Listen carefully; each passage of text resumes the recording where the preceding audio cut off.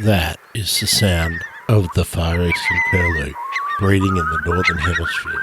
In this episode of The Bird Emergency, I'm delighted to present award-winning Melbourne author Harry Sadler. Harry has written what I think is an extraordinary book about the critically endangered Far Eastern Curlew. Now, don't just take my word for it. Sean Dooley from BirdLife Australia, and famous for undertaking the big year and turning it into the wonderful book, The Big Twitch, Sean said of this book, much like the Curlew, Harry Sadler probes a rich field for morsel after tasty morsel to produce an outstanding story of a most remarkable bird. I'm Grant Williams. Join me, and together we can get to know Harry Sadler, who's just released I want to say a lovely little book, but I don't want to downplay how good it is, but it is a little book, isn't it, Harry? Yeah, it is. It's just a pocket-sized book. I think it's I was contracted to write a 40,000 word book. I mean, I sort of came up with the idea, and then the publisher said, "Well, we like the idea, but only a small amount." So yeah, they asked me to write something to 40,000. Now, one of the things I picked up, but I think it's in your first one or two chapters, is that you didn't mean to write the book. How did it come about? Yeah, so I had this long-held fascination with the Eastern Curlew, which had sort of lain dormant in the back of my mind for a long time, for a couple of decades. And then I was out doing a trip to the Mud Islands, which just sort of about 8 or 9 kilometres due east of Queenscliff, so just inside the Rip in Port Phillip Bay. And it was a guided tour I did there. And then as we were coming back, suddenly we disturbed 4 Eastern Curlews that flew up from the beach at near Queenscliff Harbour, and that was the first time I'd ever seen them in real life. And so I just sort of reawakened this fascination and got me thinking about the extraordinary migration that these birds do, and whether they were significant culturally to any of the other countries that they went through. So that was the genesis of the book, and it seeing those 4 in, I think it was February 2014, reawakened this germ of a fascination. And you had another encounter with them, which I really enjoyed because I grew up on Western Port, so I was familiar with the location. So can you talk us through that and how that affected you? Yeah, so one of my favourite places to go on holiday for a day trip or for camping from Melbourne is French Island in Western Port, which, for those who aren't familiar, is a huge island immediately above Phillip Island, and it's pretty much the exact opposite of Phillip Island. There's only about 100 people who live there. It's mostly national park. It's very, very, very undeveloped. I'll give you a tip about French Island. When I was a kid, and I used to play cricket against the French Island, and I went to school with a whole bunch of people who lived on French Island, nearly everyone was named Thompson. And the reason that there was not very much going on French Island was because it housed a prison. And when I was a kid, it was still an active prison. It closed when I was quite young, and then it became a bit of a holiday resort. But yeah, French Island had the luxury of just being left alone. It was one of the few places in the state where you could rely on seeing a koala. Yeah, that's right. It's an interesting place, and it only takes a couple of hours to get there, even by public transport from Melbourne. But it's a world away. It feels incredibly isolated. So yeah, I went there. I guess it would have been 2015, maybe probably March 2015. Probably would have been maybe the Labor Day long weekend, I'm not sure. Went on a camping trip, and I was hoping to see shorebirds because French Island and Western Port in general is a real hotspot for migratory shorebirds. And yeah, I just saw Eastern Curlews just everywhere, sort of all along the beach, patrolling along the tide line. And it was the first time I'd really got to have a good look at them and see them sort of behaving in their natural element, rather than being disturbed and flying away. So that was now, a lot of people might not be familiar with what is so striking about the curlew compared to other shorebirds, because a lot of people will see birds like stints and dotterels running along the shoreline, and they just think they're little birds. But there's something really striking about the curlew, isn't there? Yeah, absolutely. And if you're lucky enough to see them in company with stints or sandpipers or something, what immediately stands out is just their size. They're huge.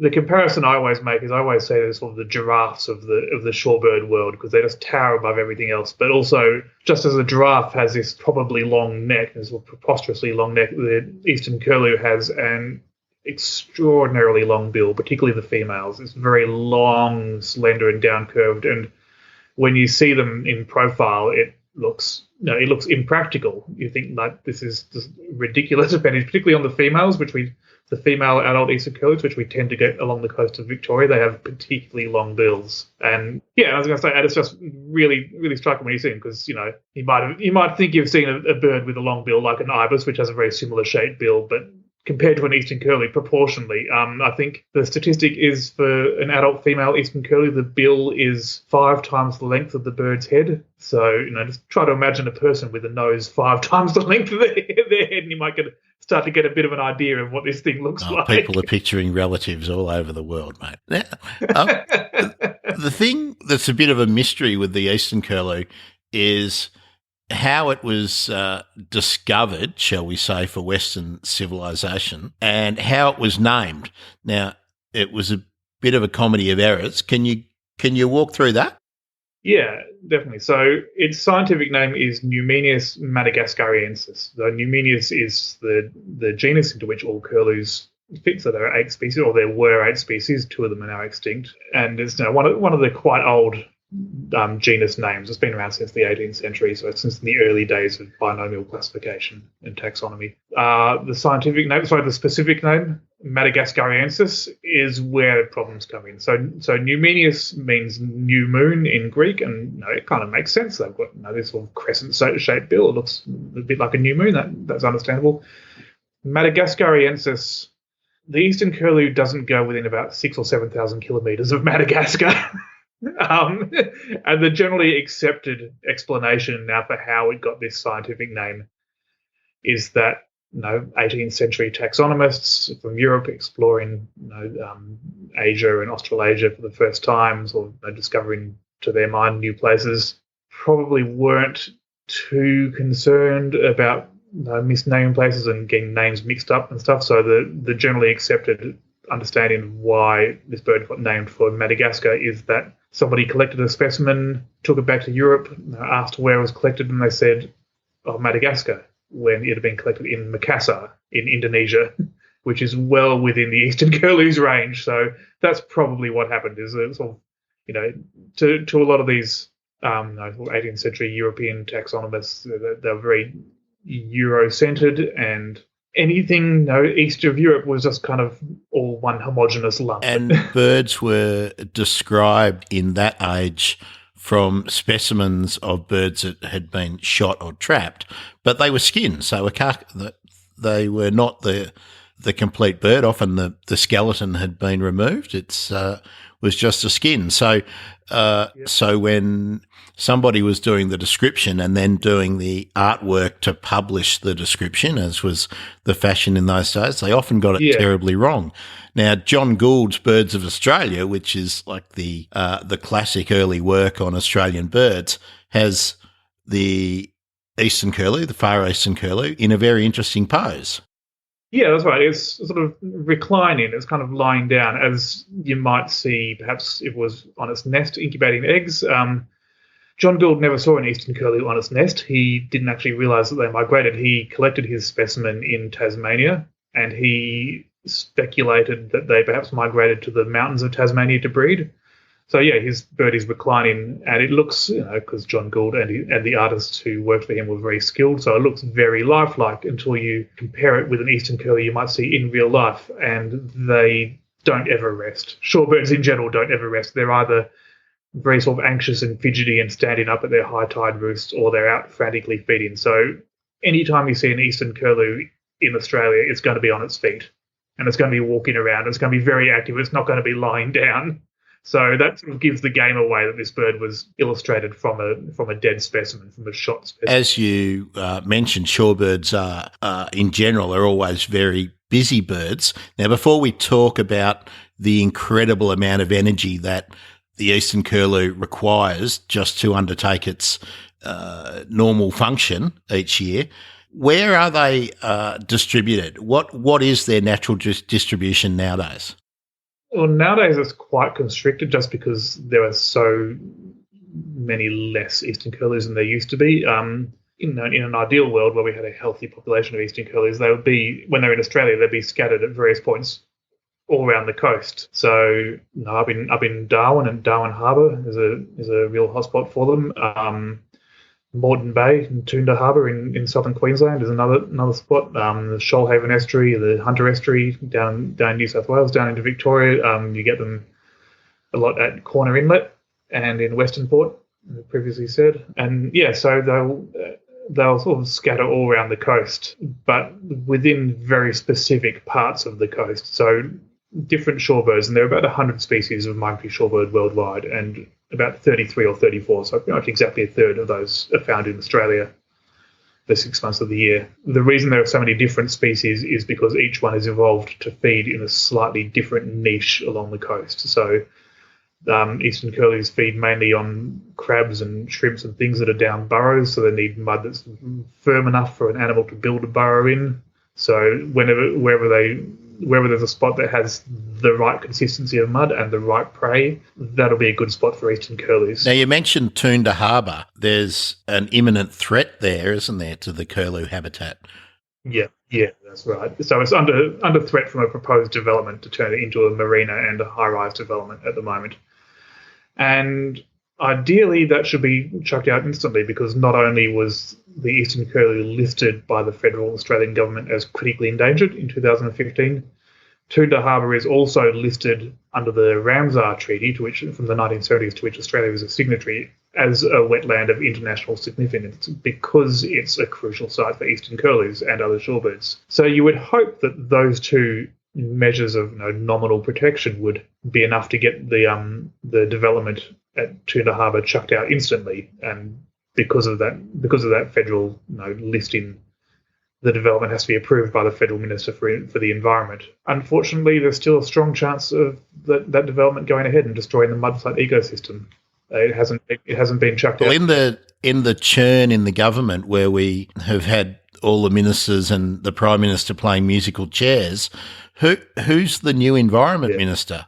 That's actually a really good question. I'm not sure. It was previously Josh Frydenberg, but he's not anymore. And I don't actually know who the Environment Minister is now. So yeah, we've had a good run. We've gone from the worst Environment Minister in the world, and he was replaced by the worst Environment Minister in the world. Yeah, so we had Greg Hunt and then Josh Frydenberg. And now we've got someone who we can't even remember. Yeah, it's a woman. I can't remember her name. There obviously aren't very many women in the and it's not Therese Payne. Government. I think the fact that we're struggling to remember who it is tells you something about the value with which the environment portfolio is held by our current government. It was not given to one of the more prominent members of the government. It was given to someone who has not yet made a name for themselves and not yet made. To your knowledge, how significant would this be for the world population of Eastern Curlews if that habitat was eliminated from their southern range?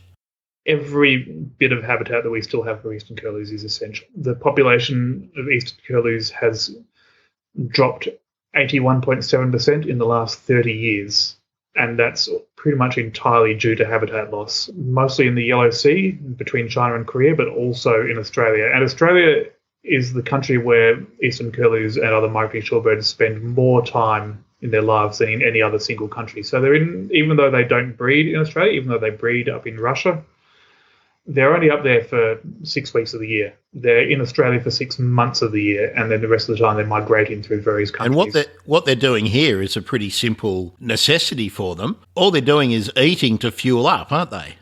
Yeah, exactly. So they have this long-distance migration of many thousands of kilometres. They do it in just a couple of of jumps, not short jumps, a couple of long jumps. So they'll fly usually from Broome in Western Australia, where they'll gather in flocks and then fly up to the Yellow Sea, which is 5,000 or 6,000 kilometres in one leap. So it's an incredibly energy-intensive migration, and it's oversea most of the way, and they're not water birds, so if they crash into the water from exhaustion, they drown.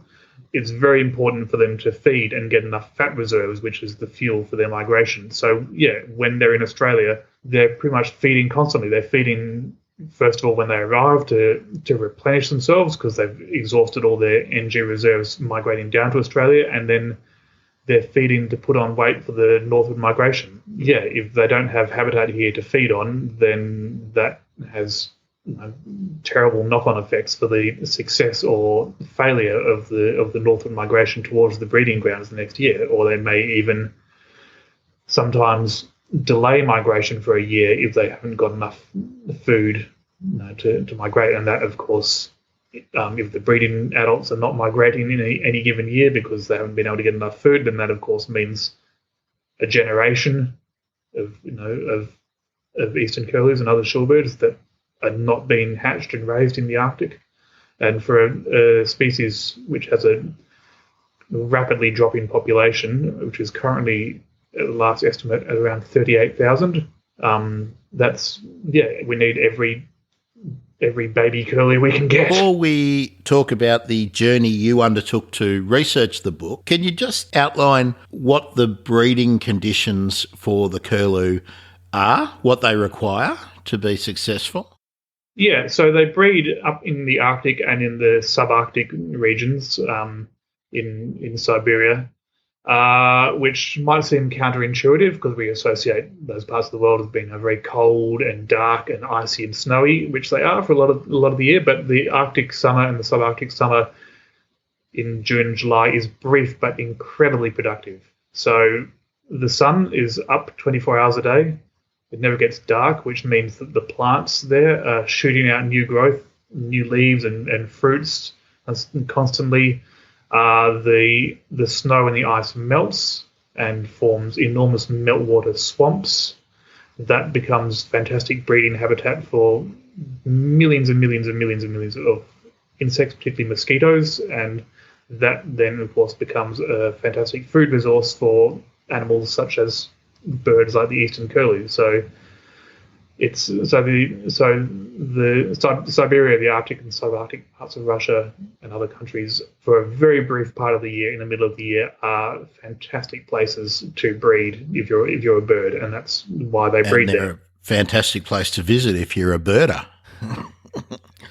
Yeah, although you'd want to be well protected against the mosquitoes, I think.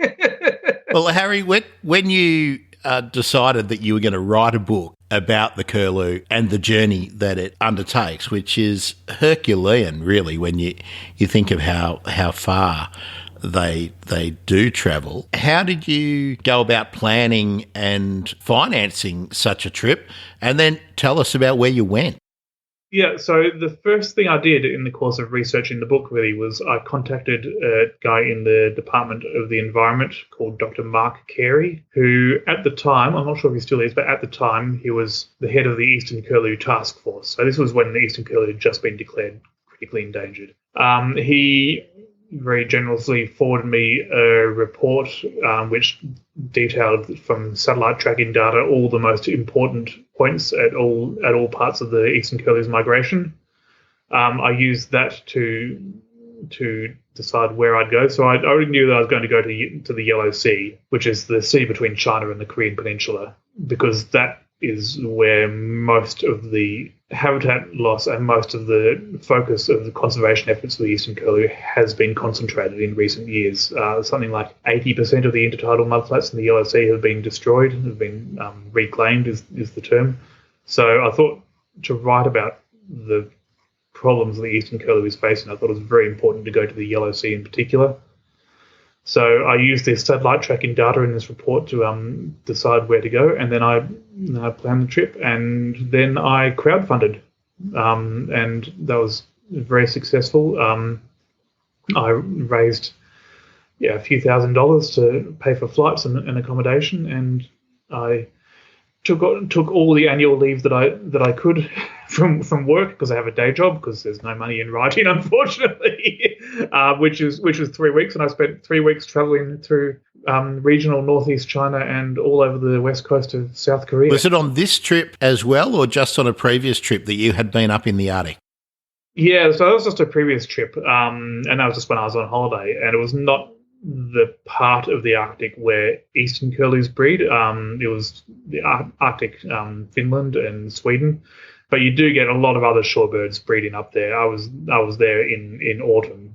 This is long before I had the idea of writing a book about shorebirds, so I wasn't going with the view to see shorebirds just to enjoy it. I was there in autumn. Yeah, it did allow me though to experience a bit of what the Arctic was like, which was good because I think it's important to try and when you're writing about what a bird is experiencing in its life, it's important to see the places where it lives and try and understand that. It would have been fantastic on the trip that I did for this book, which was a couple of years ago in 2016, to travel up to Russia, I probably would have gone to the Amur River Delta, which is the more accessible of the two main places where the Eastern Curlew breeds. It also breeds in Kamchatka Peninsula, but that's incredibly remote. Unfortunately, though, as I said, I've got a day job and I didn't have any leave left, and I couldn't afford to take leave without pay. So that's not a very sort of glamorous or romantic explanation about why I couldn't get up to Russia to see the Eastern Curlews breeding. But it is it's an honest one. So. It's reality though, right? Exactly. And it's and it kind of gets back to what's a central theme in the book, particularly in those chapters in the Yellow Sea, which is that we're all operating within an economy and trying to live within an economy, and that's not just the case of people; it's the case of the Eastern Curlews as well, because their habitat has been destroyed to make way for ports and agriculture and industry and things like that. So there was something that I was drawn to that you said in the book, and I'd like to kick that idea around a little bit. Who am I to expect other countries to curb their excesses to protect a brown bird? Yeah, and that's a really important question that I think as conservationists or conservation-minded people in developed countries, we have to come to grips with that question.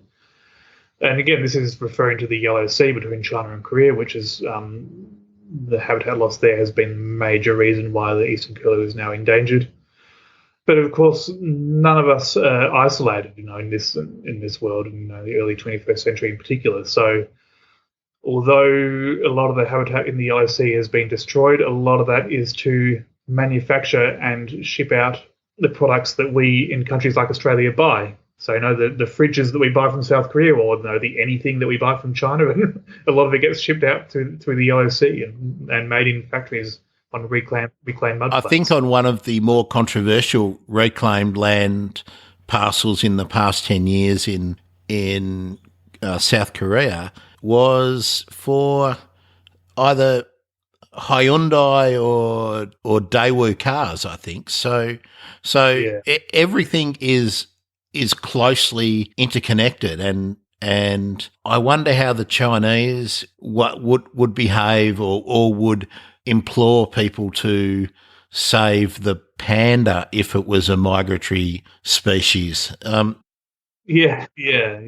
Although it's interesting because just about very, very recently, maybe not even 6 months ago, the Chinese central government announced quite unexpectedly a moratorium on coastal developments in China. So it's too early to say what effect that will have, if any, on habitat loss for migratory shorebirds and whether it will be enforced or how strongly it will be enforced. But it's an encouraging sign. And I think that also provides us an opportunity in Australia to then sit back and think, well, for a long time, the campaign to save migratory shorebirds and their habitat in the migration route that Australia is a part of has been focused on the Yellow Sea. Now, if attitudes in the Yellow Sea in China and Korea have started to change, maybe it's time to look in our own backyard and start, putting a more concerted effort into saving places like Toondah Harbour and other important places on the Australian coast. Well, we still don't value mangroves. No, exactly. And if we don't value mangroves, then we certainly don't value mudflats. I was kind of using the term as a habitat descriptor. I was at early primary school in the early and mid-70s, and I remember then how we were taught that mudflats and mangrove habitat was critical. We'd go on excursions to the southernmost mangroves in the world along Western Port. And here I am now, having kicked past 50, and it seems that none of our attitudes to those habitats have changed. I mean, what you said, what is Toondah Harbour slated to become? Yeah, marina and high rise. I mean, seriously. Yeah. I mean, we're talking in Australia in particular about how much we love the coast and what a coastal nation we are, which is true to a large extent, but we have a very, very specific idea of what a coast should be. It should be lovely golden beaches, a bit of surf, maybe some rock pools to do some fishing off, some rocks. Definitely not. It has a marina. It's got to have a marina and a Hog's Breath cafe. That's right. That's a very Queensland kind of reference, but yeah. I remember going to Gladstone once, which is central Queensland on the coast, on the Boyne River, and there's an island where the mouth of the river comes out, and there's a large area of mudflats there, and it was about 14 years between visits, and I went back and I could not recognise any of it, and I thought, gee, that was for me as a much younger bloke. That was a burning hotspot for me. I saw my first crested hawk there, and I thought, wow, man, this is an amazing spot. And I just pulled up at a roadside rest spot and had a bit of a walk around. And to see it now, it's just totally gone. And yeah, well, if they were migratory shorebirds, to be honest, a lot of them probably would have just died. They would have come back from their migration, found this mudflat that they relied on for generations is not there anymore, and they're probably too exhausted to go looking elsewhere. Now, I did an interview with someone about seabirds rather than shorebirds, and learned that a lot of seabirds, even though they prefer to return to the place where they were born to breed, lots of the species have the flexibility to find somewhere new to go. But with the curlews, where I imagine they have learned places where they know where they can find food, if that area is lost, are they adaptable to search for new ones, or are they? Do we know enough about them to know if they can discover new habitat? I think it's very ingrained. So they're very, very site faithful. Individual birds will go to the same places year after year after year. There was an infamous example in South Korea of an estuary called the Samangum estuary, which was the single most important intertidal estuary in the entire Yellow Sea for migratory shorebirds. And then 10 years ago, the South Korean government completed the construction of the world's longest seawall, which is 33.4 kilometres long, which sealed off that estuary and just killed it pretty much in one fell swoop. And the South Korean government, against all scientific advice, said, "Oh, that's right, the birds will just find somewhere else to go." Needless to say, they didn't. So the Samangum estuary was particularly important for a species called the great knot, which is a sort of medium-sized shorebird. It's a bit larger than a stint or a sandpiper, but much smaller than an Eastern Curlew. And they're specialists on feeding on clams, which are buried sort of a few centimetres below the surface of the mud. Before the Samangum seawall was constructed, they're one of the shorebird species that are found all over the world. Before the Samangum seawall was constructed, the great knot was regarded as of least concern from a conservation perspective. After the construction of the Samangum seawall, it went in one leap from least concern to critically endangered. And that's just because of the sheer number, the thousands upon thousands upon thousands of them that died because the Samangum estuary was destroyed. The great tragedy of that example is that the best information that was available to the government, and they sought the information, was you can't do it. And they did it. Yeah, well, that's emblematic of the age in which we live, really, isn't it? Where scientific advice is not held in high regard. That's true. Now, you mentioned right back at the start that there were 8 species of curlew. Now, two of them are probably extinct, but I don't think anyone has actually formally declared them extinct. No, that's right. So the slender-billed curlew and the Eskimo curlew. So the slender-billed curlew migrated through Europe, through southern Europe, I think, particularly, and the Eskimo curlew was an American species, so it migrated from Alaska down to South America. Yeah, they're in all likelihood extinct because no one has knowingly seen one for decades. But the problem with shorebirds is that they migrate over huge distances, and then when they get to their breeding grounds, they disperse over large and very, very remote areas.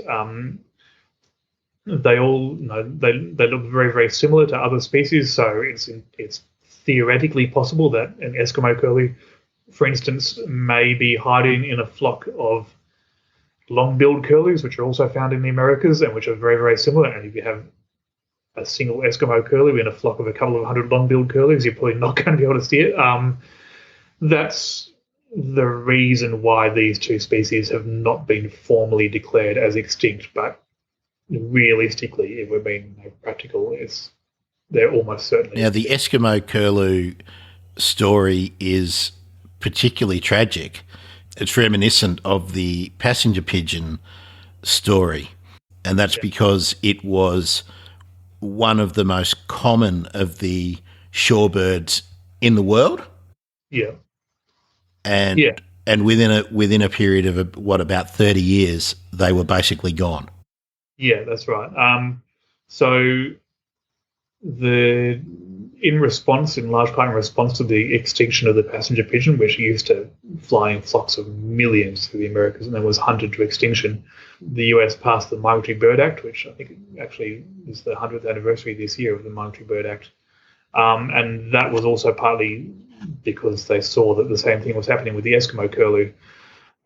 So hunting of Eskimo curlews was banned because they were being hunted to extinction. They've been migratory shorebirds on their migration when they were passing through North America. They were very rich in fat, so they're very regarded as good eating, and they were plentiful, as you say. So they were shot by the thousands, by the cartload.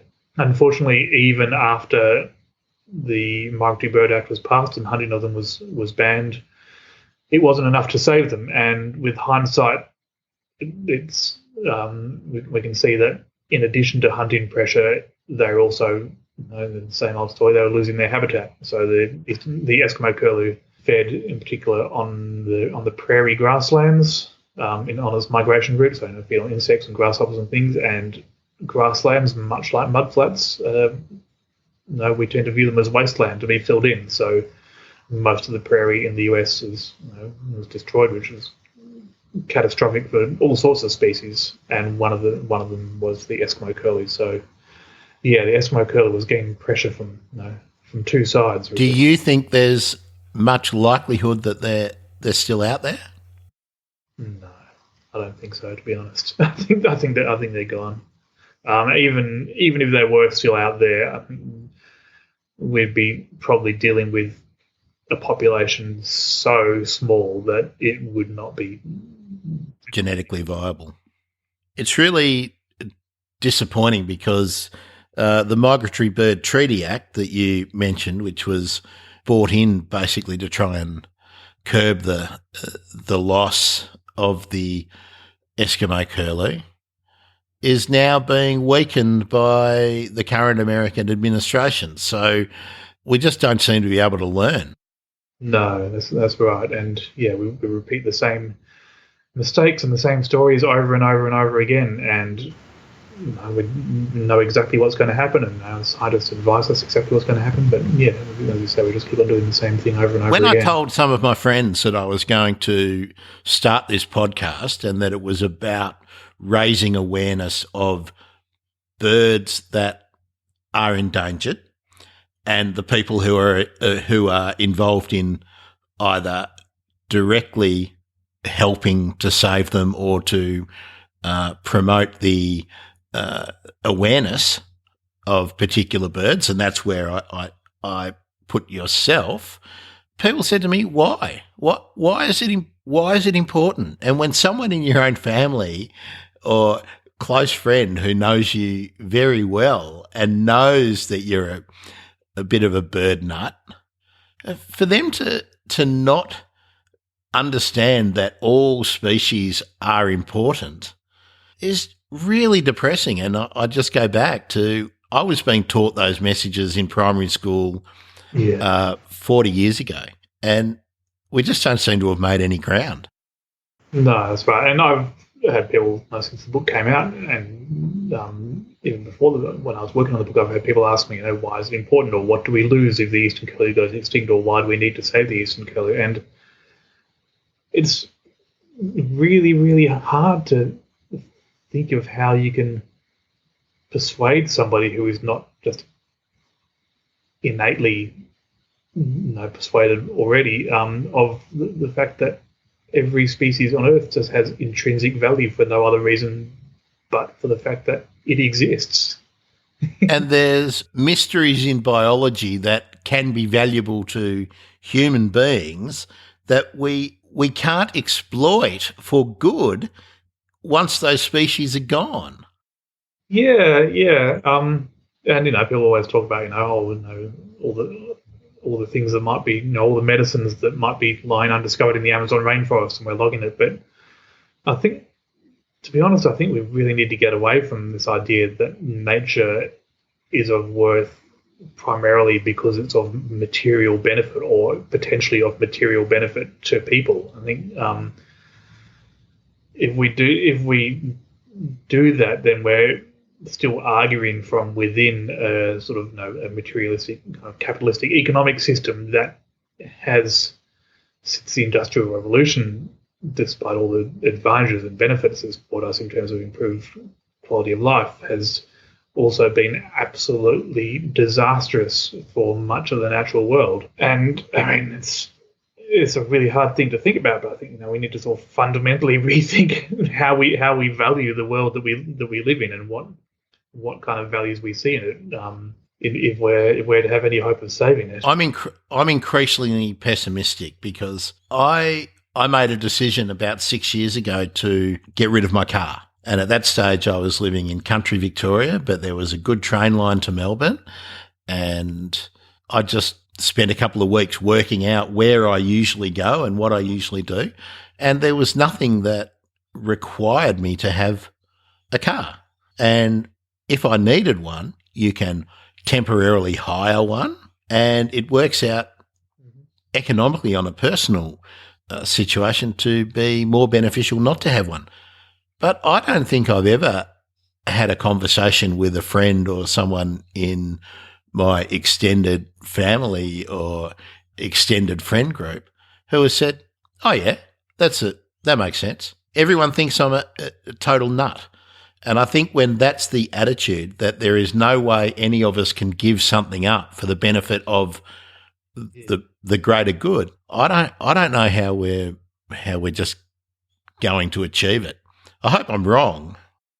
No, that's right. And when I was in China and South Korea researching this book, it was at the same, just by coincidence, it was at the same time when the last federal election in Australia was called. So I was in China sort of seeing all this coastal development being turned into ports and factories and stuff. Meanwhile, our politicians are down here talking about how we have to grow the economy.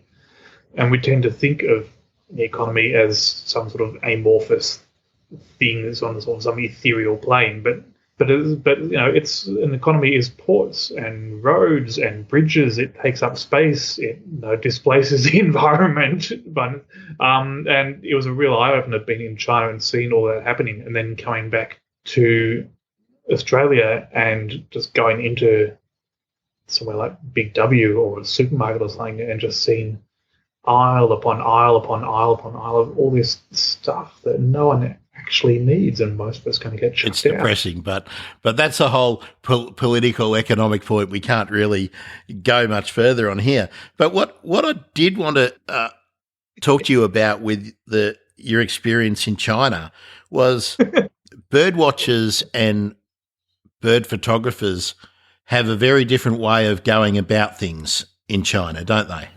Yeah, so I went to this place in China called Yalujiang Nature Reserve, which is on the coast, which is a nature reserve because is where the intertidal mudflats are. And it's promoted very heavily with huge banners along the highway and arrows pointing down the road to the coast, and a big sort of tourist visitor centre there, and a big sort of almost like a sort of Hall of Fame kind of thing. You walk down from the highway to the coast, and this sort of big concrete boulevard is lined with posters of all the shorebirds that come. And I got down there, and I was one of the very, very, very few people with a pair of binoculars there. And I started looking through my binoculars and looking through my little spotting scope, and people, Chinese people, because very, very few Westerners go there, just started thronging around me. They couldn't believe what they were seeing. It's like, for starters, it was a Westerner there, but also just what I was doing. And I was really mystified by this. And they were sort of queuing up and looking through our binoculars, and I couldn't believe they were seeing birds out there. And I was really mystified by this. So I asked one of my Chinese contacts, who is an avid bird watcher, about this. And he said, yeah, people in China, they'll go somewhere because it's marketed as a tourist destination. It doesn't mean they know why they're going there. They're sort of curious to see, to tick off this tourist destination. But while I was there was this sort of sudden disturbance among the shorebirds that were feeding. They all sort of flew off. There was all these sort of crackle of explosions. And it's because a number of photographers were there, and they'd thrown in some little firecrackers to scare the birds, because shorebirds, when they're feeding, are not that spectacular, but when they're flying in big flocks and wheeling around because they've been disturbed, that's when you get really good shots.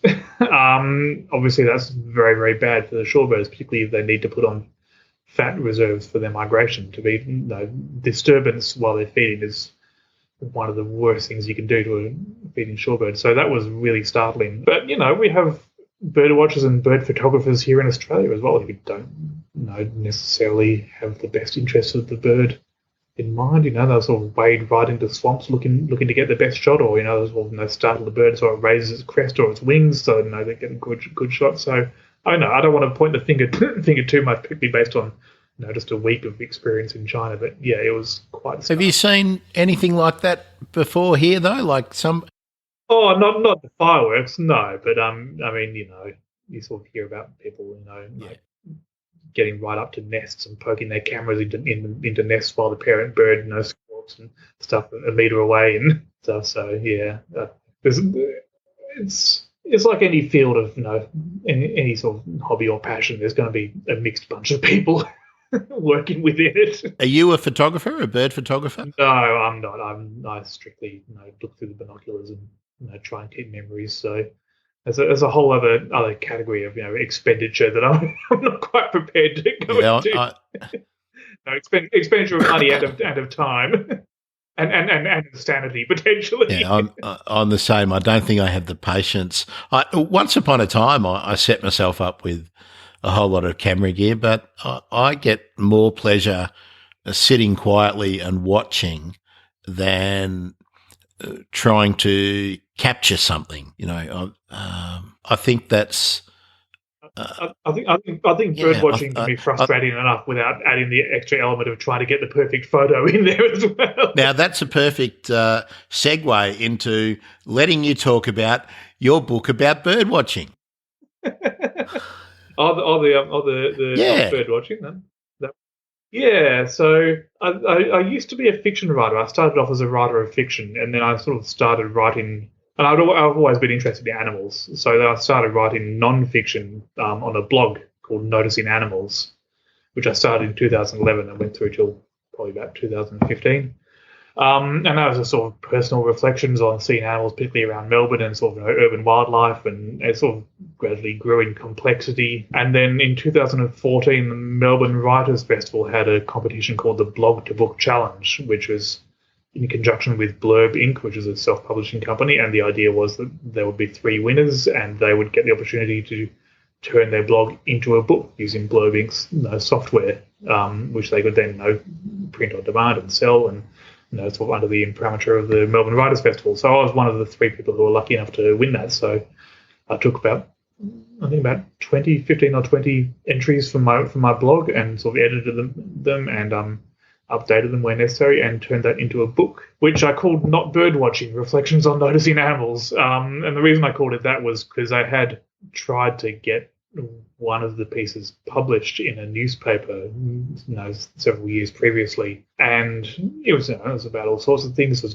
was about black cockatoos. It was also about sort of what they mean culturally, and sort of what the presence of black cockatoos in our city might mean about sort of urban wildlife and what then the pressures going on in the environment outside the city. And so I submitted that, and the reply I got back from the editor at this newspaper was saying, my readers are interested in current affairs, not bird watching. So I thought, oh, bugger you. But no, I'm not. She was probably right. It probably wasn't a good fit for her newspaper. But I thought, when the opportunity came to make a book out of this, I thought, I'm going to get my own back. So I called it Not Bird Watching. Now, Harry, can I ask when you moved to Melbourne? I moved to Melbourne in 2004. So I grew up in Canberra and I moved to Melbourne. So I've been in Melbourne for about 15 years. Okay. It's roughly the time frame that I'm thinking of. When you first came to Melbourne, can you remember there being long-billed corellas commonly seen in the streetscapes? Not as common as they are now. The ones that I've really noticed, though, has been the pied currawongs, because I'm very used to pied currawongs from Canberra. They're everywhere in Canberra, and they were very, very rare to see them in inner city Melbourne. I live in the inner north. And since Black Saturday, I think, in particular, there have been pied currawongs everywhere. Yeah, they used to be common in the eastern suburbs, and they would in winter they'd come down to the lowlands, and then they'd disappear again as the weather warmed up. Yeah. The yellow-tailed black cockatoos have increased a lot in the inner city as well. And there's a flock of about 40 or 50 of them that roam around the inner north from sort of Richmond through to Clifton Hill, Fairfield, kind of place, and pop up from time to time. I think they've become so common in Melbourne now that Birdline Victoria has stopped publishing reportings of black cockatoos in inner Melbourne because they're no longer noteworthy. When I lived in Gippsland, we were in perfect black cockatoo, yellow-tailed black cockatoo habitat, and those flocks would move through with the maturity of the Banksias, Banksia serrata, and then come back with certain of the eucalypt species when they had mature seeds. So they were fascinating to watch, and they'd be really plentiful, and then bang, they'd be gone. But 4 weeks later, they'd be back just in one tree, and then they'd be gone again. It's one of the real magic things about birds in cities or in any suburban setting or regional setting or whatever, is that they keep you in touch with what's going on in the wider environment around you.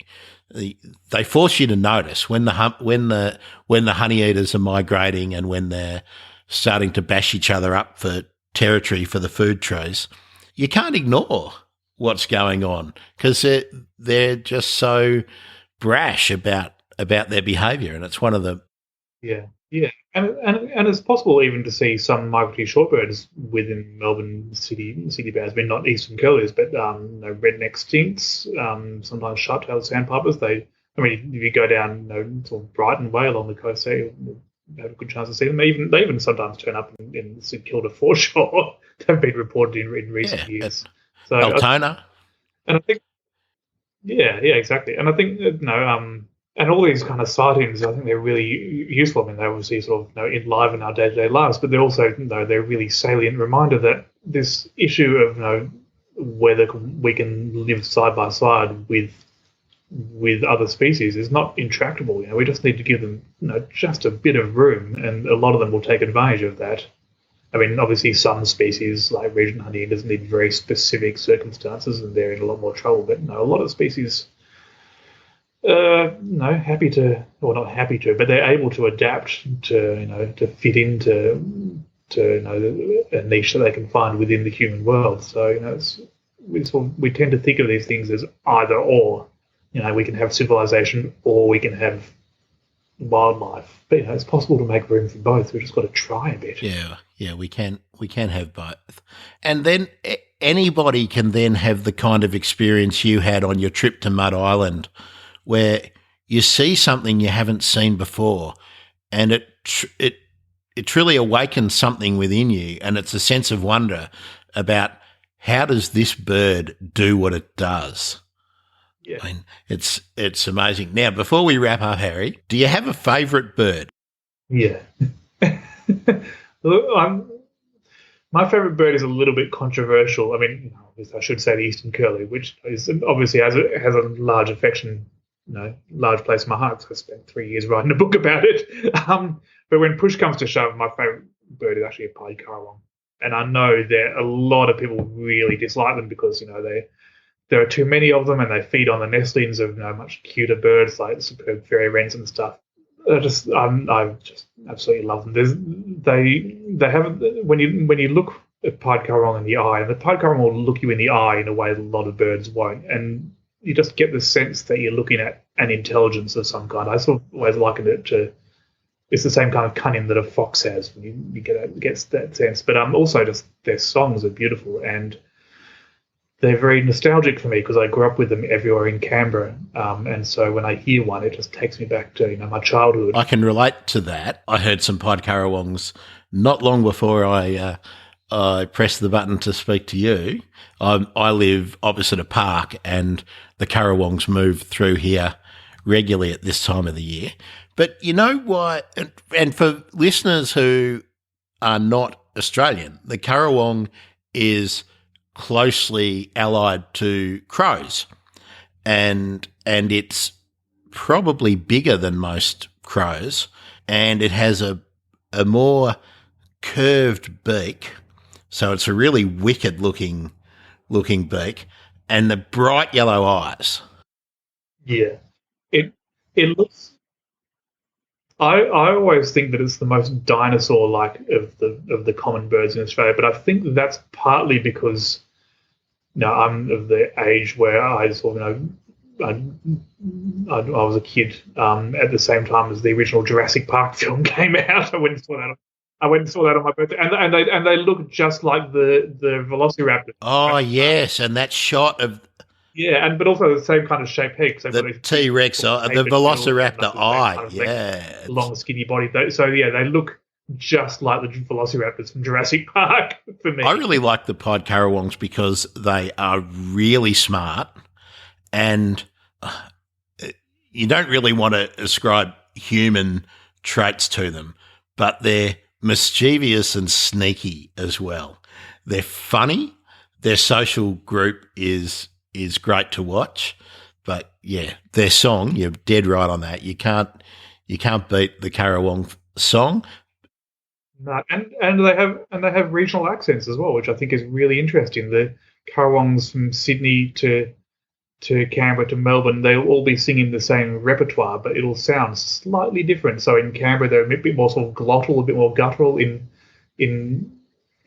Melbourne, they're a bit more sort of glassy and tinkling, and it's really interesting. But the same calls, the same songs. That's right. Now,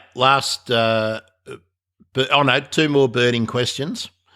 What's your favourite bird book apart from The Eastern Curlew by Harry Sadler? Right. Far and away the Simpson and Day field guide. I think it's head and shoulder above any of the other field guides. The illustrations are beautiful, but also the illustrations are just. So I've had the same copy of the Simpson and Day field guide for about 20 years, and it's battered and weather worn. The covers have fallen off and been taped back on. The illustrations are fantastic, but also the illustrations are lively and lifelike in a way that you don't get in other field guides. Most field guides, the illustrations look like mugshots, basically. In the Simpson Day field guide, they've got the birds illustrated, climbing up and down branches, feeding their young, doing all this kind of thing, and it gives you a sense, apart from being just beautiful works of art, it gives you a sense of actually what these birds are like when they're active. There's real movement and life in the illustrations in Simpson Day, so I think it's fantastic. Did you ever own What Bird Is That? No, I never owned that. So the first field guide I ever used was my parents' one, which was very, very, very old, the Slater field guide from when it was in 2 volumes.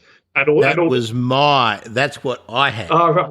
And all the shorebirds and things were all just illustrated in black and white. And I was a frustrated kid because I had volume 1, and it was about 5 years until volume 2 with all the passerines came out. So I'm walking around with the passerines, are the ones you want. Right. I'm walking around with my field guide of the non-passerines They sort of wandering around wetlands and shorelines, waiting for the chance to go into the forest where you can identify the passerines.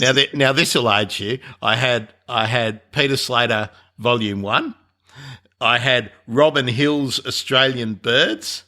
I had the first edition of the Reader's Digest Every Australian Bird Illustrated. That great big one with all the photos. Yeah, I've got that too. It's amazing. Because that was what had all the passerines in it. Yeah, right. And I was lucky enough to know where I grew up. Graham Pizzey used to do some work on an ibis colony down there. So I was lucky enough to know Graham when I was a kid, and he used to let me tag along. So, of course, as soon as Graham had a book out, had to get Graham's book too. But to look at the honey eaters and everything that were really common around me, I had to lug around this Reader's Digest book, which is Oh, no. You sort of needed a porter so I think behind you it's carrying your bird book for you. probably 24 or 26 inches tall, I'd say. So that's a beauty. Yeah. Okay, last question, and thanks for spending so much time with us. I've really enjoyed it. Do you still go birding? Oh yeah, definitely. I'm a very casual birder though, and I've only realised in recent years that this is quite unusual because I began bird watching in isolation. Really, I've been talking to other bird watchers recently, and they said, I had a couple of mates, and they got me into bird watching. We go out bird watching together, and so I became a bird watcher because I was interested in the birds around me, and I went with my pocket money and got that field guide, and so I sort of became a bird watcher in isolation. So I didn't develop habits that other bird watchers have. So until just a few years ago, I had no idea that there was this whole phenomenon of keeping lists, like life lists and year lists and garden lists and month lists. So I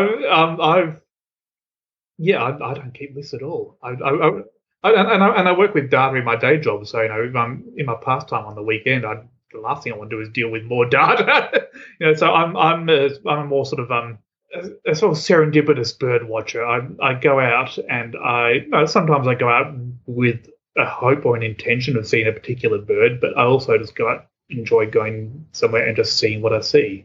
And I can see a white-eared honey-eater for the 100th time, and it still fills me with huge joy. They're a great bird. They have a great call. Yeah. I share that solo bird watching growing up, being the weird kid who was into birds. That was me. But a very lovely girlfriend at the time once bought me. I think it was part of the new Slater field guide, there was a checklist. Oh, right. I don't know if you ever saw that. So. Okay. Yeah, well, Simpson and Day, they had sort of 5 or 6 little check boxes down the side of each profile for each bird, but I never used them. No, well, this lovely girl gave me a birthday or Christmas present, I can't remember, a checklist, and I sort of looked at her and thought, thanks very much, but I'll never use this because I don't do the ticking off thing either. It's the experience of being there and learning and watching and absorbing that I'm into. I'm not. Well, just yesterday. So I'm currently in Canberra visiting my parents.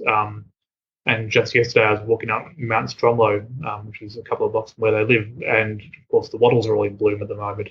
So I was walking through this grove of wattles in blossom, watching an adult male golden whistler. And I don't know how many times in my life I've seen golden whistlers, more times than I can count. But they're always beautiful birds to see and to hear. But then to see this adult male, this bright golden yellow, flitting about in this grove of blossoming wattles on the first day of September was just. It's one of the most beautiful things I've ever seen in the Australian bush. Now, do you remember the first time you ever saw an olive whistler? Yes, I do, because it was just earlier this year, actually. And again, it was on French Island, my favourite place. I can still remember it. I was 8 years old. I was blown away because it was a really hard bird to actually find. I knew it was there, but it was such a hard bird to find. And, Yeah, again, so it's one of those birds that I've had, on my, I would like to see this, sort of, in the back of my mind for a long, long time, but never like intensively gone and searched for it. And then I was walking through French Island in the coastal heath and heard this whistler thing singing out that sounded not quite like a whistle I'd heard before.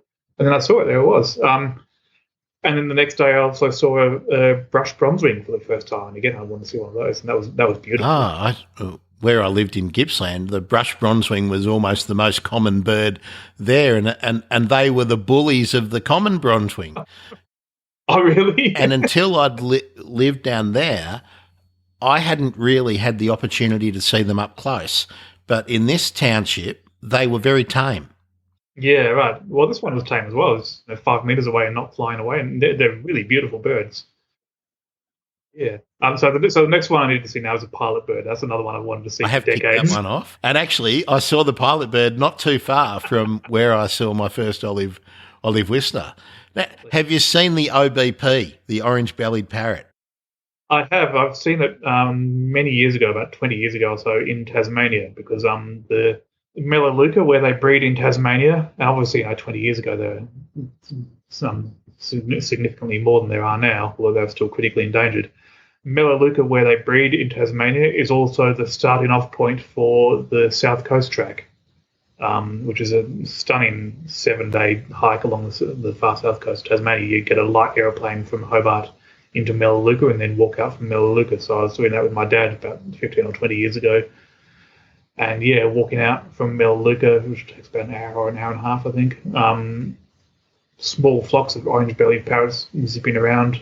I say small flocks, like 3 or 4 of them sort of zipping around over our heads the whole time. And then the instant we turned the corner out of Melaleuca onto the coast, gone. Well, hopefully we'll never actually say gone. Oh, hopefully, yeah. Well, a lot of people are working very, very hard on that one. Well, hopefully I'll be talking to some of the OBP team, so that's something to look out for. So, Harry, thanks so much for spending an hour with me. Thank you. I don't think it's fair to let you go without just giving you an opportunity to plug where people can get the Eastern Curlew. So it's widely available in bookshops around Australia, actually. And if you can't find it, I would strongly request that you buy it from a bookshop if you can, or order it in from a bookshop. And don't. It is available on Amazon, but Amazon is a terrible company that treats their employees well. Sorry to get political. I'm not a big fan of Amazon at all. So if you can bear to wait and it's not in your local bookshop, ask them to order it. Should an international listener contact the publisher direct? Yeah. So international listeners, they get a bit of leeway because probably the only way they can get it is from Amazon. But no, it might also be possible for them to go and ask your local bookshop wherever you are there. But if you're overseas and you want to buy it, then first thing I would ask that you do is go to your local bookshop and support your local bookshop and ask if they can order it in. And if they can't, then okay, I guess you've tried. So then you can go to Amazon. I can highly recommend getting hold of it. I had this idea that it was going to be about the size of an A4 book. No, it's a little pocket thing. It's a very little pocket thing. That's right. You can take it bird watching with you. You can. It's probably a great lunchtime read. Now, Harry, I do want you to plug one other book, if it's still available. You wrote what I think is quite a significant book for people in Victoria, and you know which one I'm talking about. Sure. No? It was about fires, or the aftermath of fires.